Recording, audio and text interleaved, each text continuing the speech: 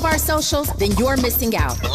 Download our app and find us on Facebook, Twitter, Instagram, YouTube, and on the web at KBLA 1580. That's right. Again, you can find all of our socials at KBLA 1580. We've got a lot to talk about. By the way, if you miss any of our weekday shows in real time, you can always catch up by checking out the podcasts of your favorite shows at your leisure. At KBLA Talk 1580, we've got your black. Follow the leader. Oh my God. Follow the leader. Follow the leader. Follow the leader. Follow the leader. Follow the leader.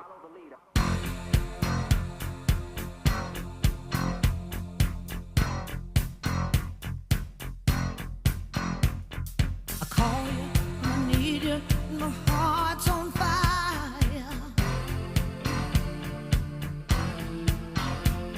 You come to me wild and wild.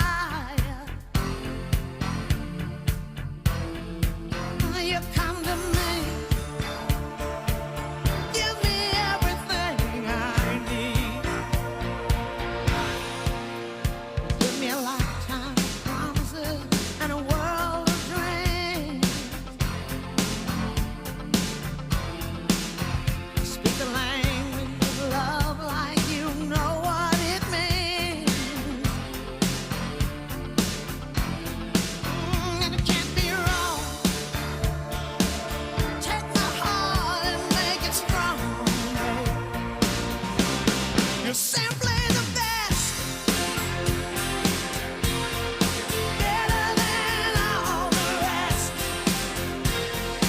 Better than anyone. You are listening to the Black Pack here on KBLA Talk 1580, and I love that song so much that I almost started singing, and that would have been Andy's trying to get me caught out here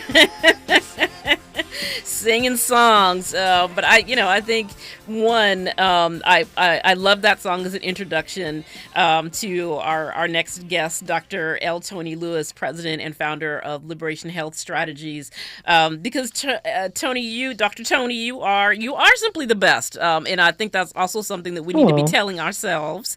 As we try and make our way through, the next period of time. I don't want to don't know how long it's going to be, but we will make our way through what is happening. So I want to welcome you to the Black Pack.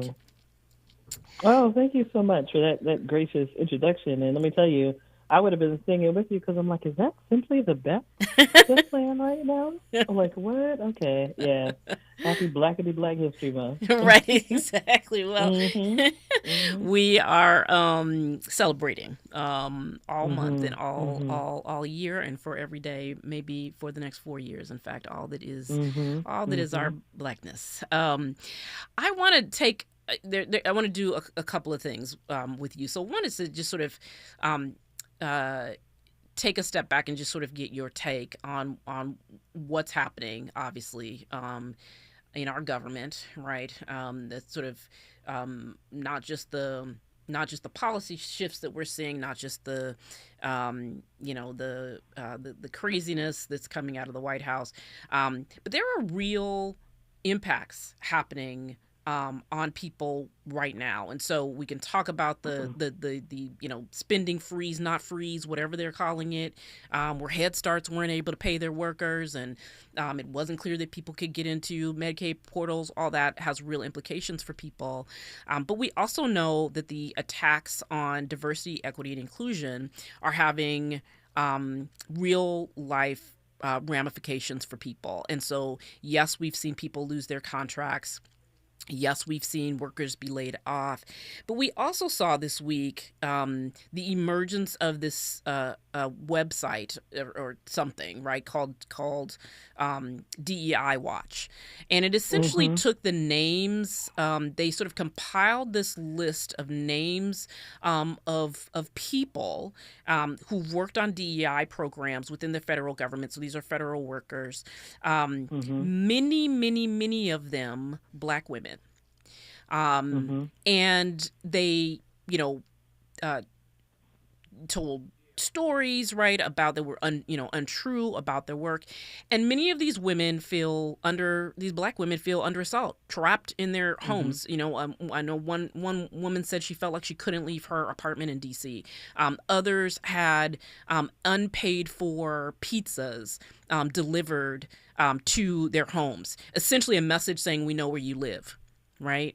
And so when we hear about, we see the headlines, we see, we're scrolling through, our social media feeds, and we hear all these things. There are real implications happening right now for folks. And I want to get just your take on that. And, how, just how are folks absorbing this?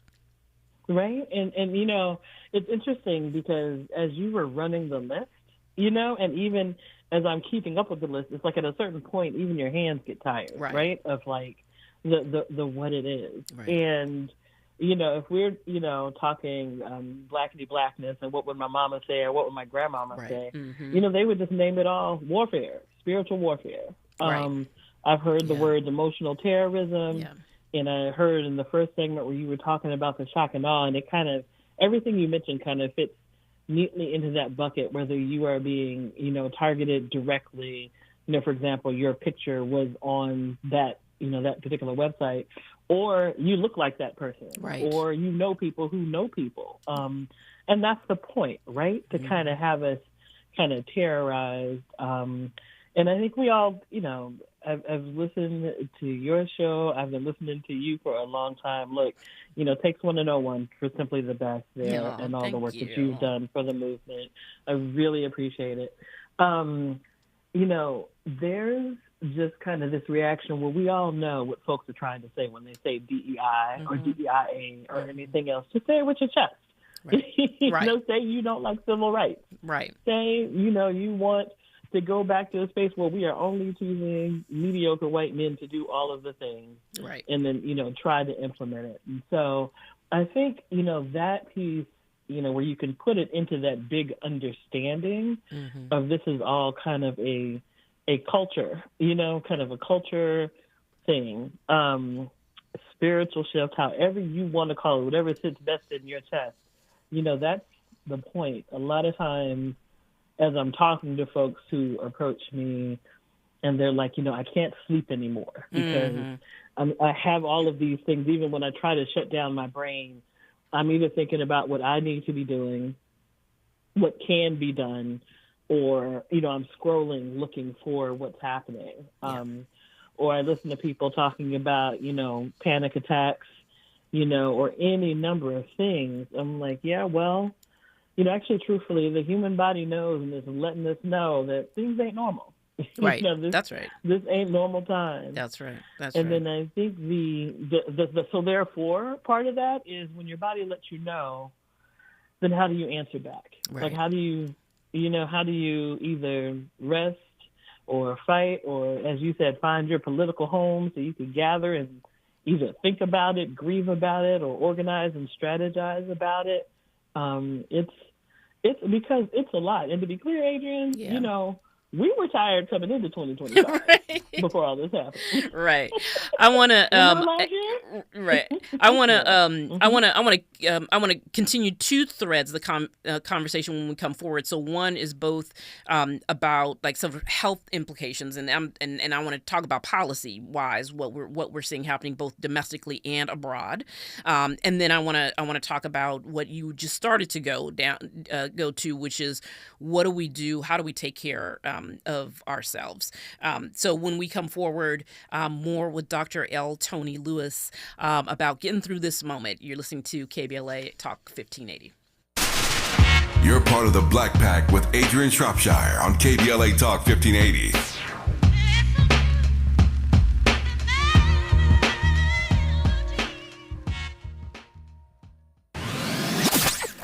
They can do anything they want to us. We might not be back. I might be in jail. I might be anywhere. But when I leave, you can remember I said with the last words on my lips, and I am a revolutionary. On Saturday, February 22nd, you are invited to A Night with the Panthers, a special fundraiser dedicated to supporting Black Panther veterans who now require assistance with essential needs such as medicine, food, and housing. These Black Panther veterans championed human rights, fed the hungry, educated the community, and stood as powerful symbols of resistance and resilience. Despite their incredible sacrifices, loving and serving the people did not come with retirement plans or financial security. So, now it's our time to honor their legacy and ensure that they are cared for with the dignity they deserve. You can help by attending and supporting A Night with the Panthers, Saturday, February 22nd, 6:30 p.m. to 10 p.m. at the Project 43 Team Post Center, 6841 Crenshaw Boulevard, Los Angeles. For more information, contact Black Panther Party Breakfast at gmail.com or call 707-554-2784. That's Black Panther Party Breakfast at gmail.com or call 707-554-2784. This is a community call to action from KBLA Talk 1580. At KBLA Talk 1580, we've got your black. It's a classic odor tale. You fried fish for dinner, cleaned up, but the smell is still in the house. And the neighbors are coming over for game night. They're on their way. And then you spray Febreze Air Mist. Febreze Air starts working instantly to fight even your toughest odors, so you go from fish to fresh like that. Now, all you have to worry about is Pam cheating at charades. Breathe happy, Febreze, la la la la la. Wanna play a game with me and Dad? Mommy's not feeling good. You need to vaporize that cold. Vaporize? Yeah, with Dayquil VapoCool. It's Dayquil plus a rush of Vicks vapors. Whoa. Come on, honey. Let's let Mommy rest. You guys are amazing. And so is Dayquil VapoCool. Dayquil VapoCool, the vaporizing daytime coughing, aching, fever, power through your day medicine. And to vaporize sore throat pain, try Vicks VapoCool drops. Use as directed. Keep out of reach of children. Lena Bloom for the Bail Project. Imagine you're stuck in a jail cell and you can't afford bail and someone offers you a way out. Just plead guilty and you can go home and kiss your kids goodnight. What do you do? What thousands have. You plead guilty whether you are or not. Cash bail makes poverty a crime. That's why the Bail Project helps those who can't afford it while fighting to end cash bail. Because freedom should be free. Brought to you by the Ad Council. Let's get back to more of the Black Pack with Adrianne Shropshire right now on KBLA Talk 1580. We are continuing our conversation with Dr. L. Tony Lewis, president and founder of Liberation Health Strategies. And Dr. Tony, I want to get your thoughts on what is happening on the sort of health policy front. And I'm not even sure if that's the right way to talk about it. But what we know is that RFK Jr. is heading toward, confirmation, I assume. And we, and there are some potentially devastating, realities, if him sitting at the head of Health and Human Services. I think that we talked a lot about, or people have talked a lot about his sort of, strange theories, some weird race science stuff that he espoused during his confirmation hearing. He said strange things about Black children, about, how we don't need to end racism. We just need to toughen up Black kids to be able to, withstand it. But we also know that there has been and continues to be an ongoing attack on the ACA. I mean, Republicans have tried to get rid of Obamacare over and over and over and over again. I just wonder your thoughts on this potential, Secretary of Health and Human Services and what that will mean for healthcare access and quality for our communities. It's so much, right? Yeah. Because the thing that really concerns me, there's so many concerning things about everything you just said about this particular person in this seat, and then about everything that's going on in the context of, the executive orders talking about DEI and genders, et cetera, et cetera. So the first thing is that, there are so many, Health and Human Services is a huge, huge agency, responsible for so many things. And the fact that RFK Jr., even in the context of the hearing, kind of went back and forth on various things. You know, I remember one time he said something about, you know, people who are sick only have one dream, and people who are well have millions. It's like, what are you talking about? And it's all just really, you know, to have this level of ignorance and dishonesty that proximate to that amount of power, budget, and people in our lives is bananas. The other piece of it, you know, that part where he said he wanted to pause kind of the conversations around infectious disease. How many people do you know that had at least 2 viruses this past winter? You know? Right now. So like you don't need to have any degrees behind your name to know that over the last 5 years we've experienced something different. And more aggressive. And you know, it picks up more, and it's harder to get rid of, and it takes you out more. And we need to be thinking about that at all levels. And so I'm concerned not only about these particular picks and what that means for gutting science, discovery, innovation at all levels by every definition. Because, look, I'm Afrofuturist, right? I want to go get with the root doctors about what they learn, with the indigenous folks about what they learn. And, you know, I need the brilliant STEM kids in our communities to, like, you know, make up some things too. We deserve it all, you know, as reparations. And he would block all of that. And so there's that. And then I think before the break, you asked me about kind of national policy and implications, you know, what's happening now, basically. I'm concerned about 2 things. You know, one, you've got, you know, these various orders and directives that have stopped funding to places where people need it, and folks are having appointments canceled. People in the middle of cancer trials, we've heard, like, not sure what their next steps are. But then there's this whole culture for the folks who never wanted to do right anyway, you know, that are kind of obeying in advance.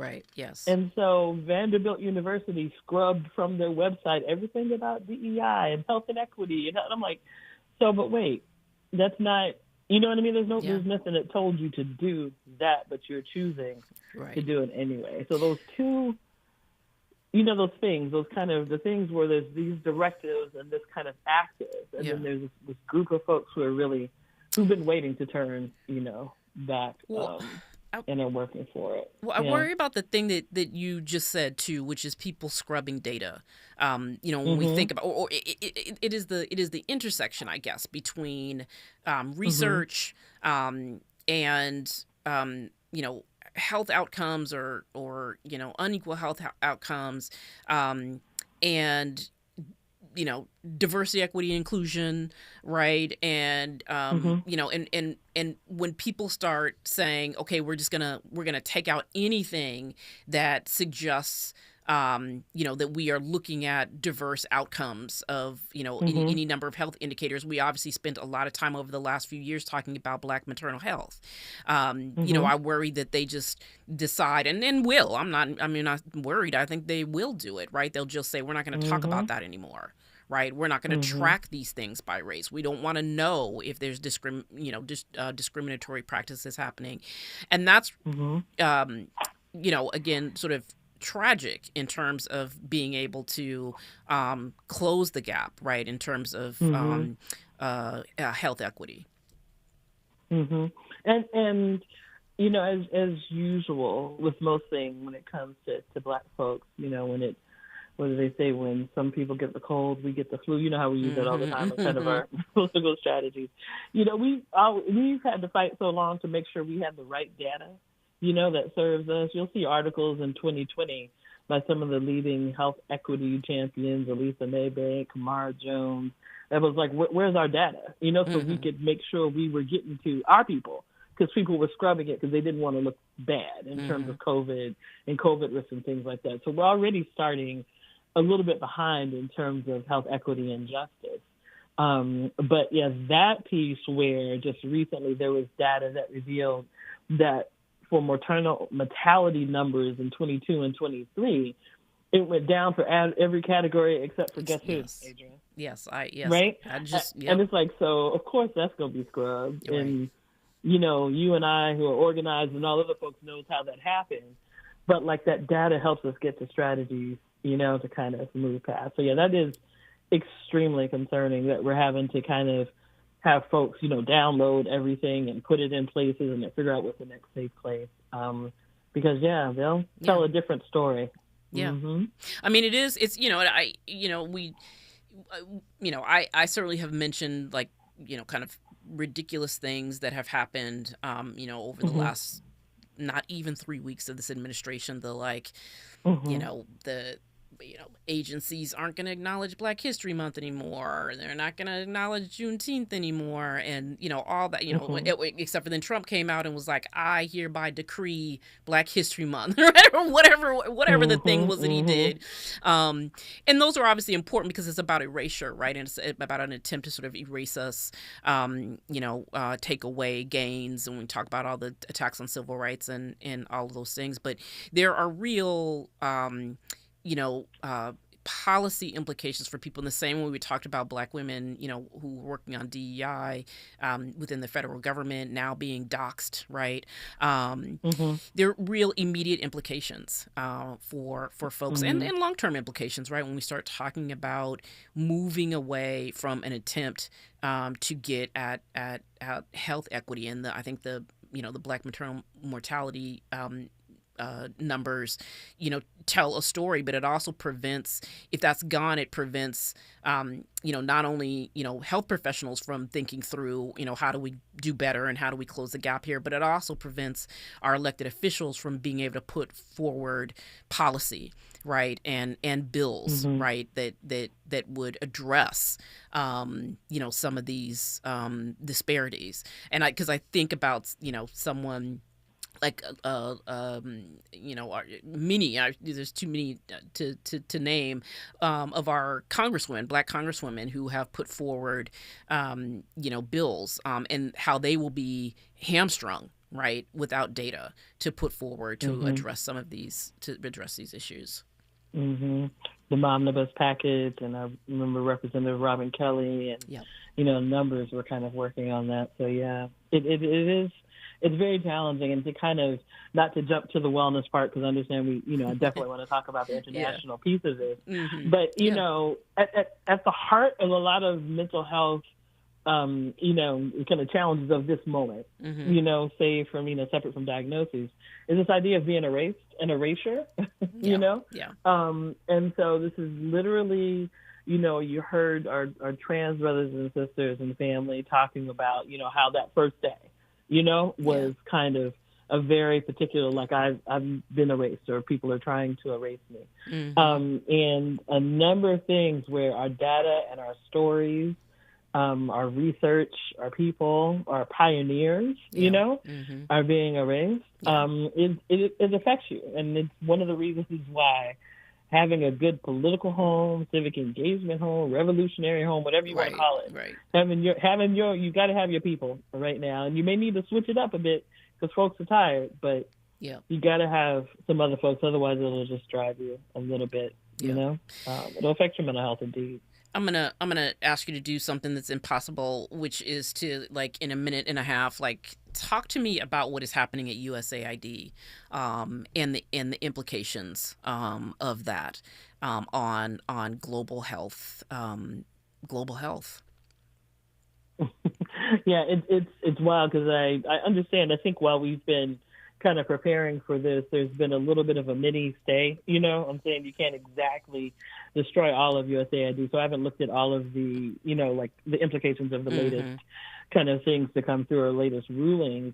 But, my goodness, USAID and the number of folks that work around the globe to deal with, kind of health issues that affect us, us Black folks and our, folks of the, diaspora. It's wild. I'm one of the co-founders of the Global African Workers Institute. And in our conversation this week, we were talking about PEPFAR, which is the President's Emergency Plan for AIDS Relief, and how there are estimates that, without the USAID and without PEPFAR, there could be as many as millions more, AIDS-related deaths and orphans and HIV infections, through the year 2029. And so I think And I've also heard personal stories from like clinicians in South Africa that immediately had to start shifting things because the funds weren't there. Yeah. And so USAID like has such, I think it's one of those things where like if you're in global citizenry and you got folks who've been working on trying to make a difference around the world, especially amongst our people, you know, you're familiar, you know, with what's going on there. But USAID being in charge of ordering the drugs for PEPFAR, of working on saving lives. And, you know, for me personally, you know, we met when I was at the Service Employees International Union, and that's where I started working with workers around the globe on health and keeping those chains of conversation open about what's happening with everything is just more essential than I think we even talk about in terms of our health around the globe. Yeah, I think that was the one, you know, obviously there were many things about USAID that I was like, can't really pull that. You know what I mean? Like, don't think you know what you're doing. And then some of it is like the you know, the sort of geopolitical stuff as well, right? But it is the health stuff, right? Like shutting down clinics, taking away resources that are there specifically to help you know, others, not wealthy countries, right? To make sure that they have the health care that they need, and particularly something like AIDS, where it sounds like you're saying many folks think that we could see an explosion, right? Because the resources are not there and the drugs are not there. Yes, I do want to come back around to this conversation about resilience and wellness and how we get through this. So when we come forward, me and Dr. L. Tony Lewis, or maybe Dr. L. Tony Lewis is going to help me think about how I can be resilient and not completely lose my mind in this era of Trump and Musk. But we will get to that when we come forward. We have a lot to talk about with Dr. Tony here at KBLA Talk 1580. More of the Black Pack with Adrianne Shropshire on KBLA Talk 1580 when we come forward.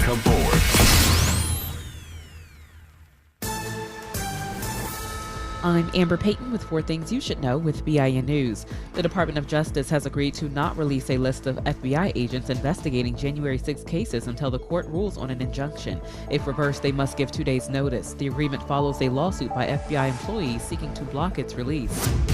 Black New York City Mayor Eric Adams will testify at a GOP hearing on sanctuary cities March 5th alongside mayors from Boston, Chicago, and Denver. House Republicans accuse them of prioritizing illegal immigrants over Americans, but Adams insists violent offenders should not be on New York City streets regardless of status. Atlanta may sell 20,000 acres bought decades ago for a possible airport. The state offered $100 million for conservation, but Black Mayor Andre Dickens says no decision has been made. And Netflix has scrapped its Prince documentary after nearly 7 years, citing a mutual agreement with the estate. I'm Amber Payton on the Black Information Network, your home for Black News First. Mid-City on the 10 eastbound, delays from the 405 in pockets all the way to San Pedro Street. Tough on the 134. This is eastbound, leaving Forest Lawn Drive to the 130, or make that to the 5. More slowing in Pasadena, 210 eastbound. It's crowded from the 134 in stretches all the way to Citrus. And I'm also checking out Hacienda Heights, this earlier car fire on the West 60. This is past Azusa Avenue. Looks like all lanes are open and traffic's now picking up, getting away from Nogales. Let Express Employment Professionals help you hire for contract or full-time jobs. Forget about recruiting, sifting through resumes, and interviews with unqualified applicants. Go to expresspros.com to find the location near you. That's expresspros.com. This is the KBLA Sports Minute with Ray Richardson. Former Chargers tight end Antonio Gates did not play football in college. He was ignored in the 2003 NFL Draft. None of the NFL's 32 teams thought Gates was worth a draft pick, mainly because he played basketball at Kent State University. The Chargers took a chance on Gates and signed him as a free agent. 22 years later, Gates was selected to the Pro Football Hall of Fame. Class of 2025. The induction ceremony is August 2nd in Canton, Ohio. Gates, an 8-time Pro Bowler, played all of his 16 seasons with the Chargers. He retired in 2018. His 116 touchdown catches is the all-time record for NFL tight ends. Gates also holds the Chargers record for most receptions, 955, and most receiving yards, 11,841. Gates is the 15th Chargers player to be inducted into the Pro Football Hall of Fame. No debates, no speculation, just the info you need. That's your KBLA Sports Minute. I'm Ray Richardson on KBLA Talk 1580. Yeah, yo, come on. Here come the drums. At KBLA Talk 1580, we fight the power every day. Yeah, gotta give us what we want. Gotta give us what we need. Hey. I listen to KBLA and I love the commercials. I know what the commercials mean. I also, if I'm looking and trying to figure something out, I need something to talk to me that might hit me. And it happens on TV because, every time they show a sporting event, they got the pharmaceutical companies back to back to back telling people how to fix the sickness on the same stuff that they sell them. So we get it. Yep, we get it too, Chuck D. And that's why at KBLA Talk 1580, we don't black down. Drop it. Our freedom of speech is freedom of death. We got to fight the powers that be. Fight the power. Fight the power. My mom has decided to learn to paint, and she's good. My dad's now into creative cuisine, and I've already put on 6 pounds. Learning new things comes with age. My mom, she started forgetting my name and what we're talking about. Forgetting well-known things doesn't. Memory loss may be a sign of Alzheimer's disease. Early detection gives you and your loved one time to plan for the future. Learn the warning signs of Alzheimer's at 10signs.org. Brought to you by the Alzheimer's Association and the Ad Council. I feel so alone. I'm embarrassed to talk about it. How can I help my kid if I can't help myself? I can't remember when I wasn't stressed. I don't like it inside. When you feel overwhelmed by your thoughts and emotions, it's okay to get help. You are not alone. CalHope is here for you with free, safe, and confidential mental health resources for youth, young adults, families, and you. Find support now at calhope.org. KBLA Talk 1580. We've got a lot to talk about. KBLA Talk 1580 is committed to self-care and community well-being. Walk Good LA was formed in June 2020, inspired by the Black Lives Matter movement and the beginning stages of the COVID-19 pandemic. What began as a few minutes of breath work and yoga meditation before protests against police brutality turned into a safe space for the community to heal in hard times. The immensely positive response from the community transformed the momentum into a movement. Today, Walk Good LA is a Black and Brown-led community wellness organization based in Los Angeles. They provide spaces for healing through community yoga classes, guided meditations, hikes, run clubs, and other activations throughout Los Angeles that attract hundreds of members weekly. With the help of Propel and Michael B. Jordan, they now have a yoga and wellness studio in Los Angeles called the Walk Good Yard. To join their mailing list and connect with healing spaces, please visit walkgoodla.org. That's walkgoodla.org. Or find them on Instagram at walkgoodla. This is a community call to action, a community call to healing from KBLA Talk 1580. You're inside the Black Pack with Adrianne Shropshire on KBLA Talk 1580.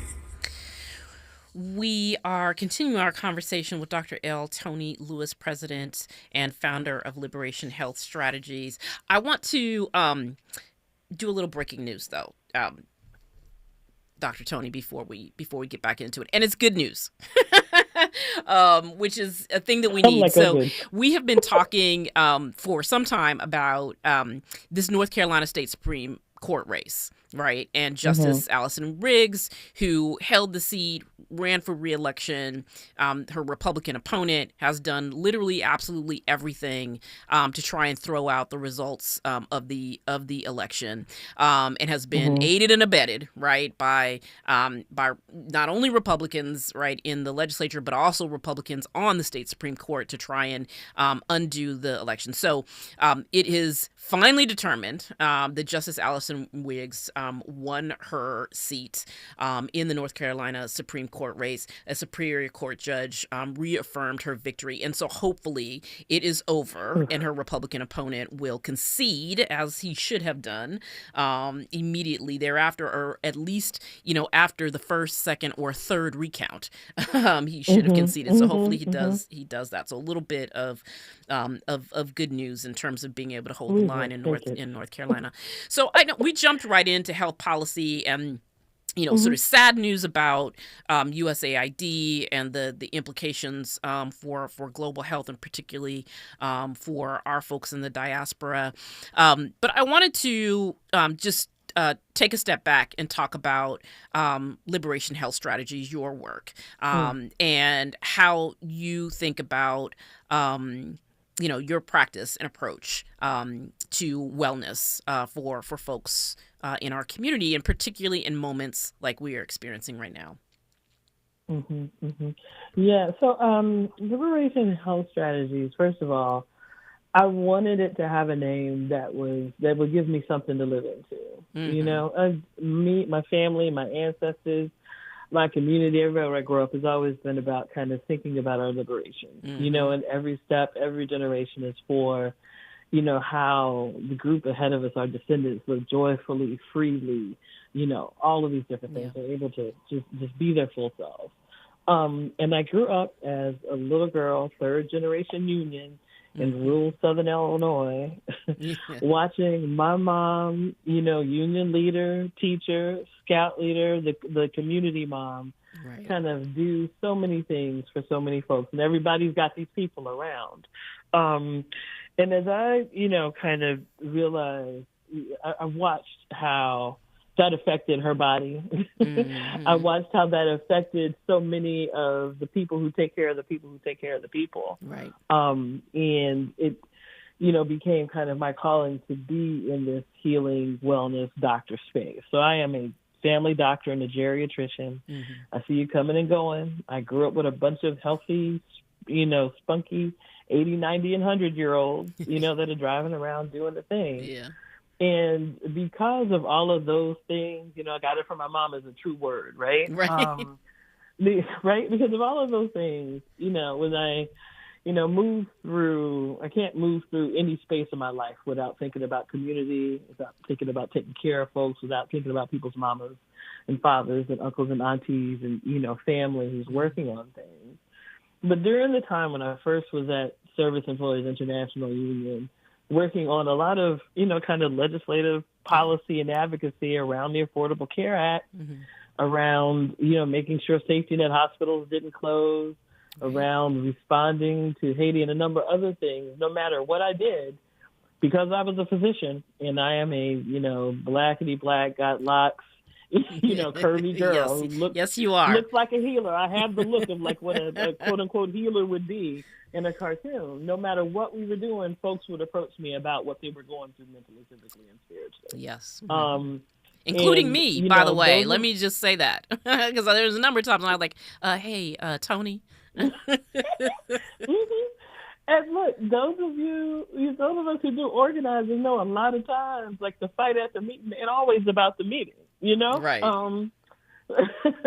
Sometimes that's relationship stuff. Sometimes everybody's tired or their toe is hurting. You just never know. And so it became kind of, part of my, my purpose to figure out how with intention we take care of these kind of wounds. Like equity and justice work is a full contact sport in all the different ways. And so, the things that I used to kind of do the way many nurses and ushers do in the church space, in the movement space, is really help us think about, like, how are we taking care of each other in the context of the work that we're doing? How are we not making invisible the wounds? Like, how are we treating our wounds? Yeah. And, I've had an opportunity to speak to a number of elders about this. One of my folks, Mr. William Bill Lucy, who just recently passed away, who was the founder of the Coalition of Black Trade Unions, and one of the organizers of the Memphis sanitation work. I was talking to him about this. And for me, I feel like for folks who survived the 50s and 60s and 70s, like I get why you didn't do self-care. I get it. Right. Yeah. And he was like, no, we should have always taken care of ourselves and we should have taken care of each other, Yeah. And so it's kind of in that space where, just as you mentioned this moment, the cruelty is the point for all of this stuff that's coming out of this administration. Yes.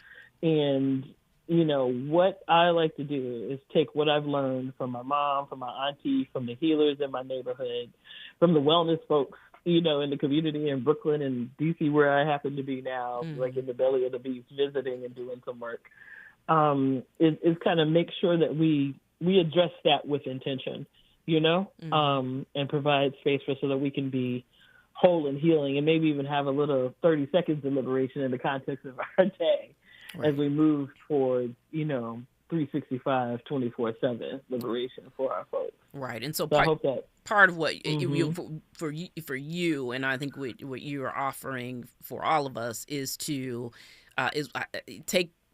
carve out the time, right? During whatever period of time, the day, the week, the whatever, right? To carve out the time, because I feel like I am doom scrolling every second, right? And I think that's not good. It's probably bad. Yeah, I think it's a mix of figuring out how to carve out the time, and then also how to, you know, kind of think about the way we move through the day as well. You know, so while you're doom scrolling, you know, are you comfortable at least? Did you drink? Right. You know what I mean? Yeah. Are you stretching? Like, there are ways you can do it within, because it's hard for some folks to be able to carve out the time with families, with moving, with 2 and 3 jobs and multiple things.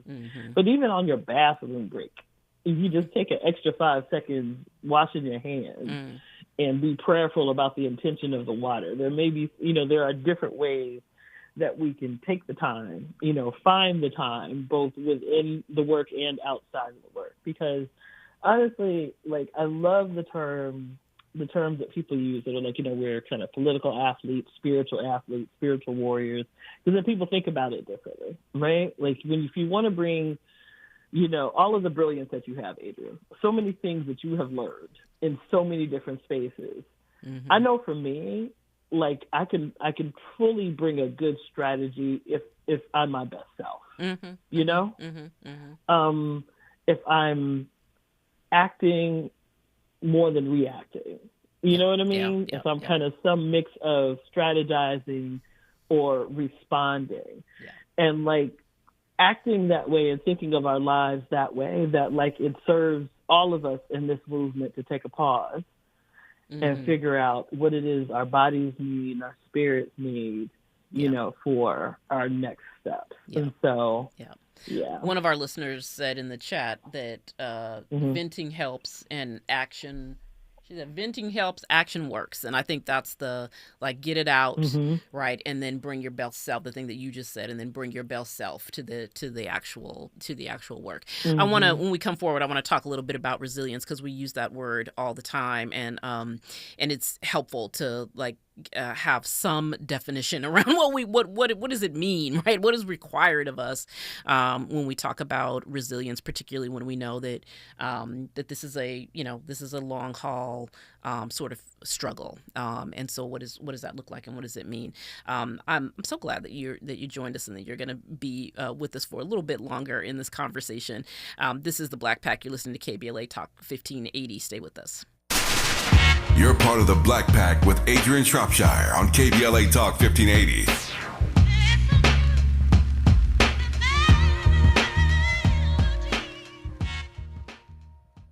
We asked seniors how to prevent Medicare scams. My best advice, if you get a phone call, do not talk to the person. These people are well trained. Don't talk to them. They don't know me. They're just trying to scam me. Don't be fooled. Hang up. Just hang up. Never give out your Medicare number. They're going to get your number to put in a false claim. If I get a call from someone, I don't pick up the phone. And should I pick up the phone and they ask for information, then I hang up. How do you detect Medicare fraud? Just like I check my credit card statements, I check my Medicare statements monthly. Scammers can get a hold of your number, order medical devices through your account, and you're not even going to know about it if you don't look at your statement. Check your statement every month. If you get your statement and you see something that you know you did not have done, you report it. Call your senior Medicare Patrol. To report Medicare fraud, call the Senior Medicare Patrol at 855-613-7080. KBLA Talk 1580. We've got a lot to talk about. KBLA Talk 1580 reminds you that we keep us safe. The Live Your Life organization mentors young women, helping them break negative mindsets and see beyond their surroundings. Through career exposure and hands-on training, they're encouraged to think big, stay focused, and make positive choices. Founded by Nikisha Mama Boo Smith, who transformed her life to become a community leader. Live Your Life is changing lives, but they need your help. They're raising funds to keep their new building open and expand their program. Your donations will support food, clothes, hygiene products, and holiday giveaways. Visit liveyourlife32.com. That's LIVEYOLIFE32.com to help today. This is a community call to action from KBLA Talk 1580.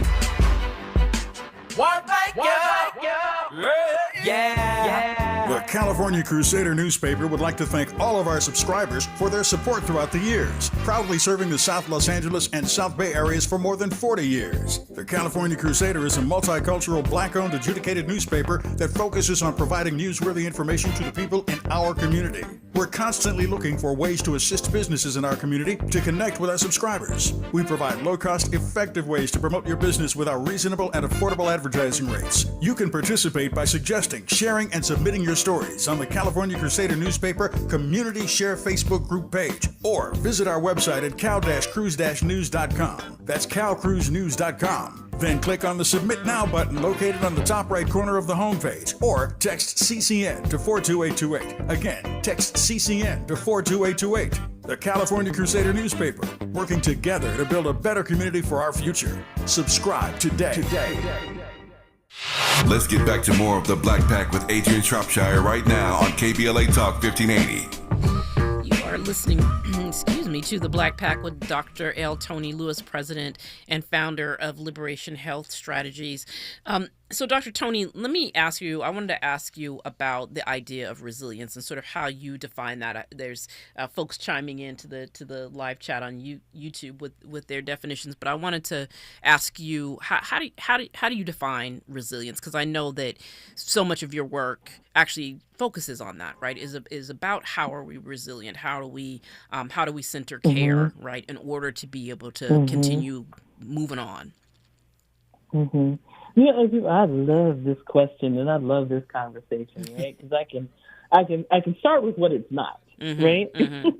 Because far too often in our community, resilience has been used by other people to make us kind of keep moving despite the injuries they impose, right? So I have friends who survived Katrina in New Orleans who will tell you, don't you ever, ever, ever use that word in my space again, you know?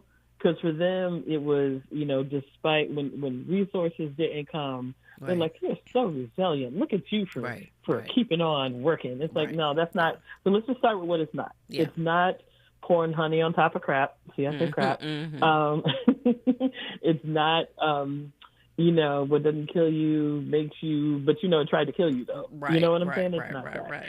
I think, resilient, and let's get into some culture and art, because that's one of the things I love about the way we can talk, Adrianne, is for me, resilience is, what is the thing, like what is the evolution beyond, the thing that happened to you that doesn't then define you,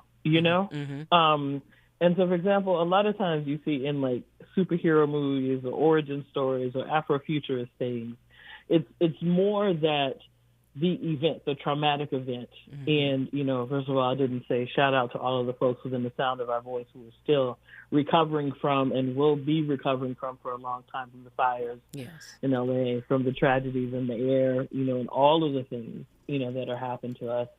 But what does it look like then to be on the other side fully whole, fully joyful, and maybe growing and informed? And I think it's more than just being able to put one foot in front of the other. That is absolutely a step, and it is a blessing, for folks, and different abilities, whatever feat or movement forward means to you. I would go there, but it is kind of what are the tools we need to heal, to adjust, and to declare our next the way we want to. Those are my thoughts. And so from that, a lot of times we could pull, some of the the basic things like, breathing, meditation, prayer, gardening, staring at the sky, paying attention to the weather, all of these things that, sometimes are repackaged into some, you need to spend $5,000 to have somebody teach you how to breathe, whatever. When, my grandma told me to sit on the porch and count to 10. Same thing, And from a scientific point of view, we hear so much about fight or flight.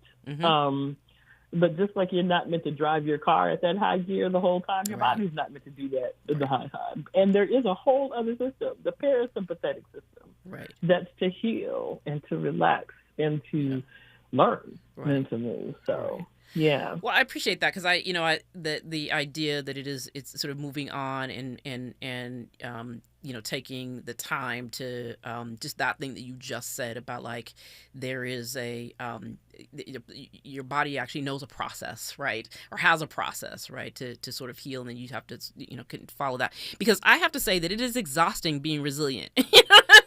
I'm tired of making a way out of no way, right? I like all the things that we're sort of expected to do, that that feels like extra work, right? On top of what we're already doing. I wanted to ask you just as and let me just pause you right there for a second, Adrian, because and what we're not doing is shaming folks who've done that. You know what I mean? That's right. It's like shout out to all of the folks who do that. And we can all kick into that gear when we need to. Right. So I'm not saying, you know what I mean? We're not saying that, Right. But we're saying we're tired. We want the choice. Right. And everyone deserves that choice. So I just wanted to and I think to pop in there because I know you. Your point about our bodies can't operate at whatever the highest gear is all the time. That feels like what the expectation is, right? And that we need to be able to have times when we dial it back. Which is, I think, my final question for you here, which is, so we've already been through a lot. We're going to go through more. I talked earlier in the show about how people are resisting, and so folks shouldn't feel like nothing's happening or that there isn't a thing that they can do. Right? There is, and we know that our courts are intervening, and there's all these things happening. But there's chaos, right, all around us, and so how can people protect themselves, right, both mentally and emotionally as we sort of move through this new era? Do you remember when we were kids, like there was this red light, green light game? Yep. And so I think in this moment, and what our body's telling us about all of the incoming, when it's too much, or when it's just right, or when it's in the middle, as almost spiritual red light, green light, and when you get that red light, whatever it is, maybe it's your body's exhausted, your heart's beating too fast, your brain, you're tearing, something's happening that's telling you it's too much. Don't be afraid to shut it off. Don't be afraid to do not disturb. Don't be afraid, even if it's just for 5 minutes, to give yourself a break, to reset. I think a lot of times, people say no is a complete sentence. That may be a thing as well. And look, from a person who has done 24/7, 365 shifts, in different wards, there's often a place where we can say no, shut it down, blanket, move it out of our space for a second. The flip side of that is the green light, and source yourself with intention with the things that feed you. That's music, that's art, that's joy, that's hugs, remembrance of hugs, whatever it is. But consider that stuff not the luxury, but the medicine that we need for whatever your definition of resilience is. And get with your community to kind of share in the spiritual red light, green light, and what you do for all of those things. I do feel like that is the beauty maybe of Black History Month being right now.